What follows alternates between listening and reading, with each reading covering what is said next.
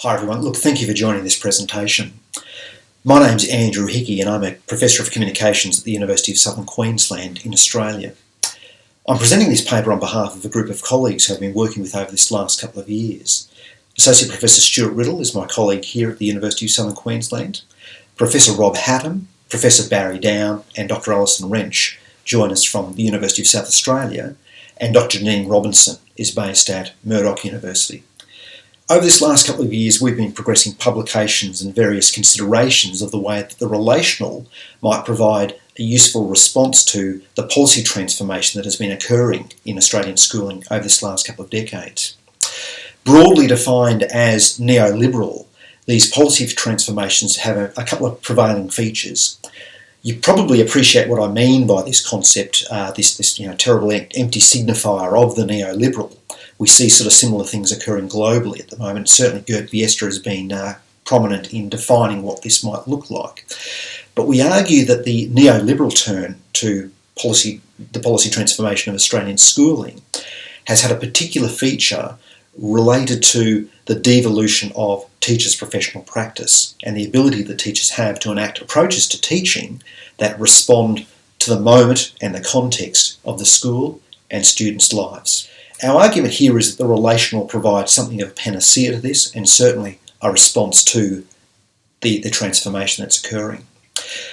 We note, however, ironically enough, that the system-wide failure of these policy mandates over recent decades has been significant.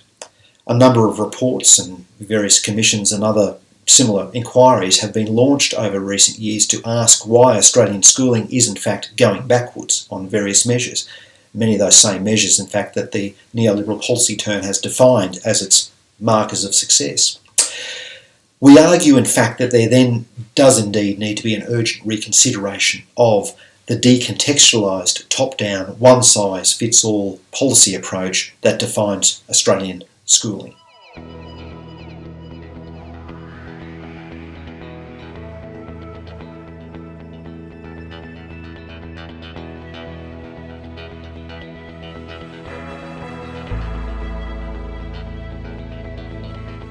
We propose that as within the relational domain, in terms of relational pedagogy, and in which teachers work with students in the moment of encounter, might actually provide a useful response to this. And it is here, with the immediate, the contextual, and the local day-to-day work of teachers and students set in relation, that we think new possibilities for school reform might be generated.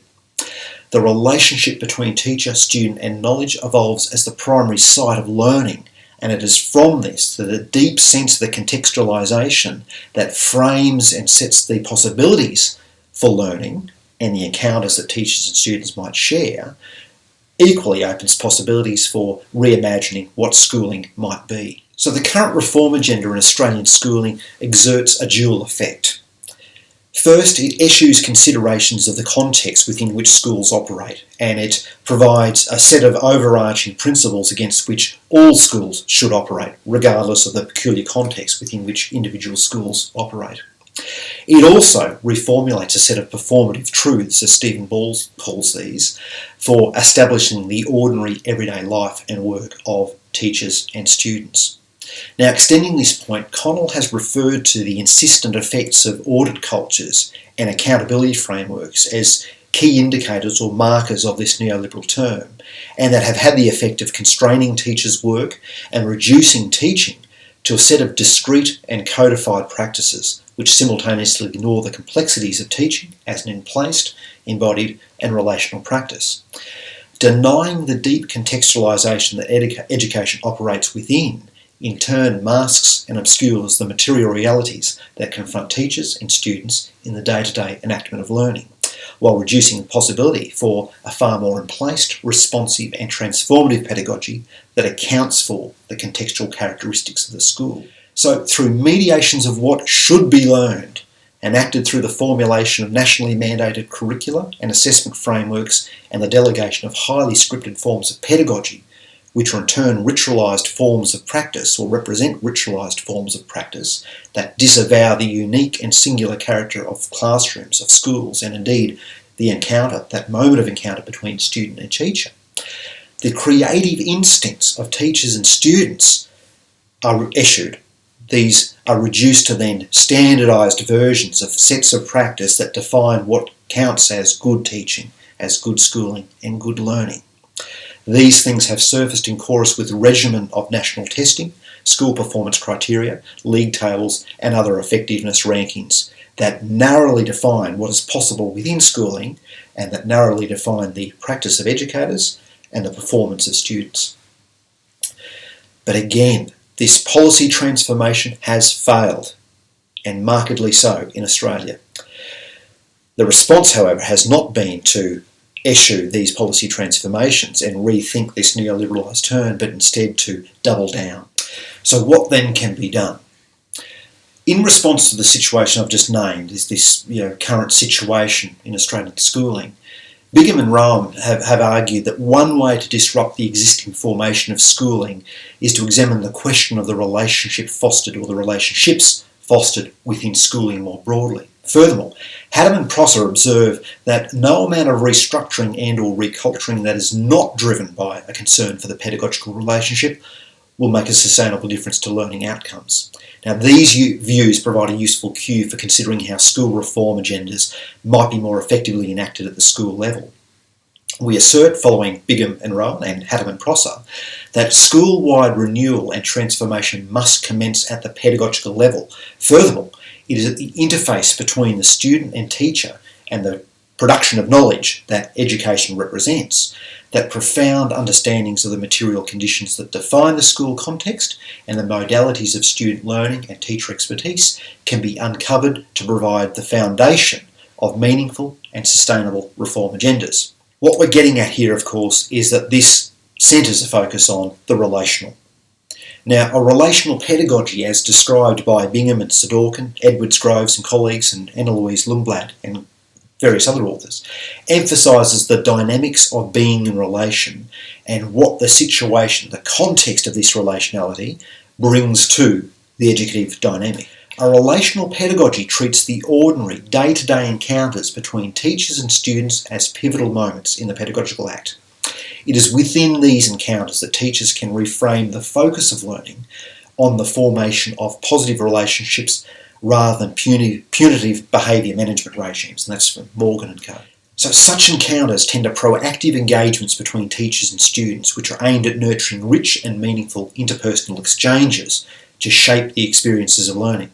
Accordingly, recognition that the pedagogical relation is complex and signifies also a process of self-development and self-understanding, as per Van Menen's suggestion, challenges existing views of hierarchical pedagogical interactions, typically those signified by the current policy landscape in Australian schooling, which in turn focus solely on the transformation of the student.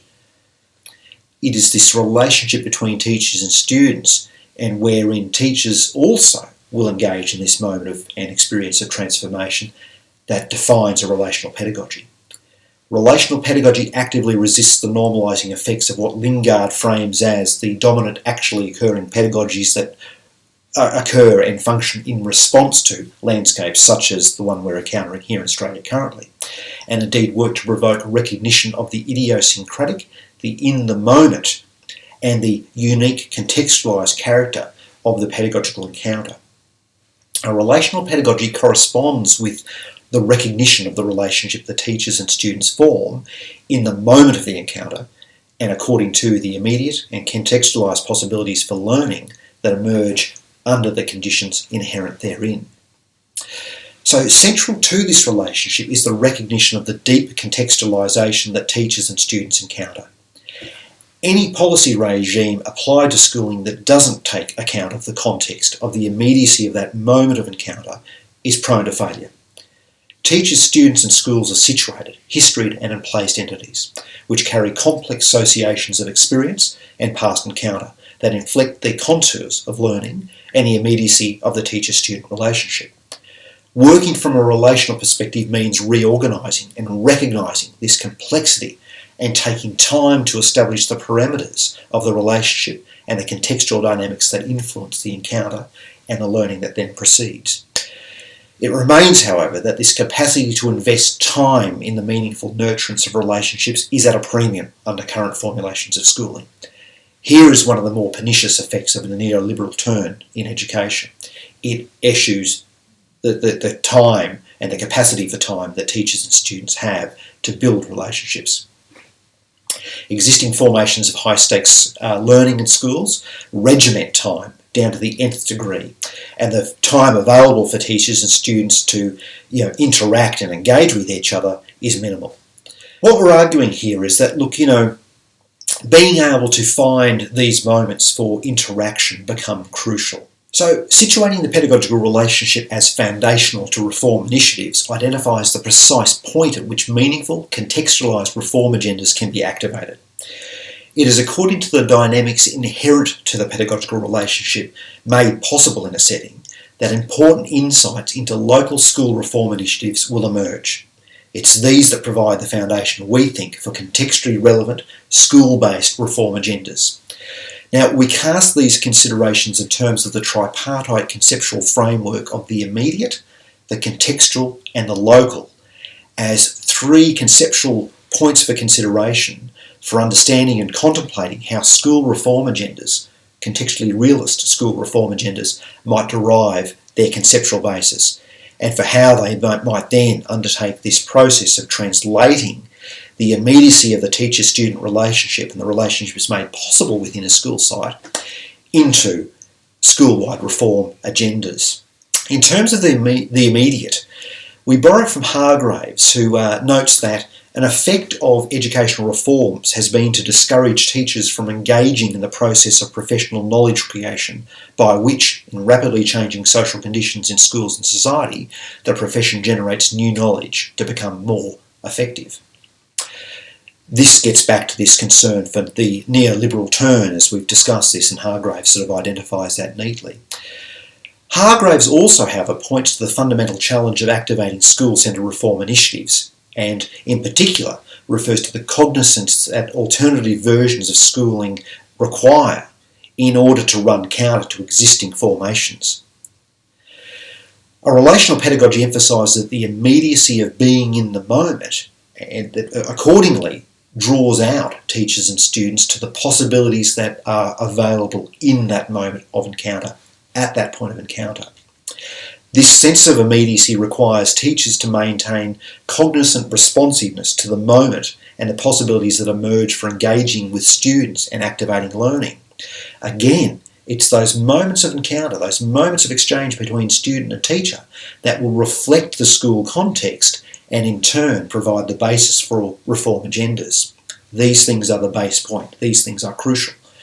Such responsiveness under this formulation corresponds as a creative negotiation with the situation that students and teachers find themselves within, and represent a recognition of the contextual and the local understanding of where learning occurs. A responsive approach to the pedagogical engagement that students and teachers might enact and engage with necessitates then cognizance of the moment itself. It also then requires wider staffing within schools and schools themselves as entities to recognise, well, hang on, what is actually contextually unique about our particular school? What do the relationships that teachers and students bear through provide for agenda initiatives? This is, we argue, the first step. Conceptually understanding the significance of the relationship and what is possible as a relationship within the school site provides a first foundation towards establishing school-wide reform agendas. So, developing pedagogical approaches that provoke consideration of the immediate and that encourage teachers to explore the possibilities that emerge from the relational encounter offer the means for activating pedagogical reforms that give credence to the intricacy of the school as a deeply contextualised entity. This consideration of the immediacy of the pedagogical exchange necessarily draws attention to the wider contexts within which the school as an enterprise functions. So following Thrupp and Lupton, we argue that context provides a vital conceptual prompt to consider how schooling might proceed in recognition of the material realities that frame how students and teachers approach schooling and the process of learning. Further, Consideration of context prefigures serious recognition of the distinctiveness of individual school sites and the situated factors that define learning and teaching. A relational pedagogy offers the possibility to understand the intricacies of this contextual specificity of the school and the differential experiences that students and teachers derive. Again, as with understanding the immediacy of the moment of encounter that students and teachers have made available for them, understanding the significance of context and what context requires from the school and provides for the school factors in as a vital component of any reform agenda. A school-wide reform agenda would then thus take as vital considerations of the contextualisation of the school as a fundamental foundation point for enacting an effective pedagogy. In concert with teacher cognizance of immediacy, as discussed before, and the pedagogical possibilities that emerge in those day-to-day encounters with students, recognition of the school and its cultural and economic contexts becomes crucial material for understanding how the school is not only situated, but for defining how the school will continue on. Finally, the local provides a significant consideration as well for enacting school and contextually relevant reform agendas. As a primary context of student experience in the geographic setting of the school, the physical geographical settings within which schools are located afford invaluable stocks of knowledge from which the engagement of students will proceed. The local positioning of the school is where the epistemic bearings through which students and teacher knowledge of the world are formulated. To remove this view, to remove this fundamental contextualisation of the school, to remove this sense of the local, is to disconnect knowledge and the ways of knowing that emerge from the context of the local. We suggest then as a conceptual illustration that such logics, such considerations of the local must be understood in terms of how teachers and students come to the school, how they are put into relation, how they are defined by the context they are located within. The local affords this epistemic base to the situation and orients how knowledge comes to be situated and enacted in practice. In terms of school reform, any agenda that discounts the local then runs the risk of irrelevance. Accordingly, school-wide reform agendas that acknowledge the local and that acknowledge that communities provide the logic of the situation from which students and teachers come to know and how they come to school provide a wonderful foundation then for developing reform agendas that are contextually relevant. What we have argued here for today in brief is a consideration of the relational as it responds to school reform. The situation in Australia, as it is in many parts of the world, is such that we have decontextualised, top-down, nationally mandated reform agendas defining how schooling should be formulated and conducted. We argue that the problems with this are related directly to the decontextualised viewpoint that such policy agendas enforce over schools. This then results in various modalities of practice that define teachers' performativity and various modalities of learning that narrowly frame what students can do and what is possible for students. The modality of relational pedagogy that we suggest here does not necessarily provide a perfect panacea to these policy mandates, but we argue provides a useful response, or at least a starting point. So it's in response to these things that we argue that relational pedagogy has some purchase. A relational pedagogy connects to the rich backgrounds, experiences and knowledge of students and provides a basis upon which enhanced learning opportunities and experiences might be provoked. In turn, we maintain that a primary site for developing contextually relevant, contextually realist reform agendas in Australian schools corresponds with the local, with the relational pedagogies that occur locally within the school. It is from this basis, and it is from what the relational reveals about the context, about the immediacy and the local that is inherent to the school, that reform agendas can be developed.